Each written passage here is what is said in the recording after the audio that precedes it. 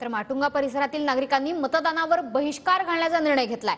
म्हाडानं अद्याप घर न दिल्यानं नागरिकांनी मतदानावर बहिष्कार घातलाय। 10 वर्षांपासून अद्याप नागरिक घराच्या प्रतीक्षेतच आहेत। मला सांगा, उद्या मतदान होते, तुम्ही मतदान करत नाहीयेत, काय मुख्य मागण्या, काय कारण आहे याचं?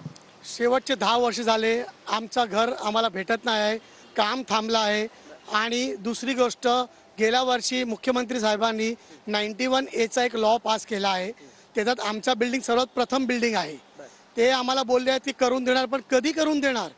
आज किती माणसं वर गेले, किती घर गेले वरती, अजून आमचा जे प्रोजेक्ट आहे तो रखडलेला प्रोजेक्ट आहे। मुख्यमंत्री साहेबांना रिक्वेस्ट आहे, लवकरात लवकर आमच्या फास्ट ट्रॅकवर प्रोजेक्ट आणा आणि लवकरात लवकर आमचा बिल्डिंग कंप्लीट करा आणि आम्हाला घर द्या, नाहीतर आम्ही मतदान नहीं करणार।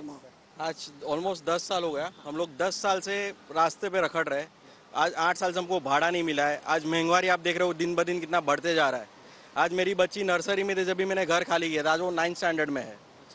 सो आप टाइम ड्यूरेशन देखो। आज गवर्नमेंट ने हम लोग को BMC से नोटिस आया प्रॉपर्टी टैक्स का।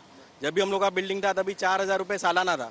बिल्डर ने जब भी बिल्डिंग लिया तभी महीने का 3.5 लाख रुपया हो गया। तो कोई परसेंटेज का कुछ रहता है? आज किसी इंसान की इनकम इतनी बढ़ती नहीं है। तो अभी हम लोग वैसे ही सोच रहे कि हम लोग का काम नहीं होगा तो हम लोग मत नहीं देंगे।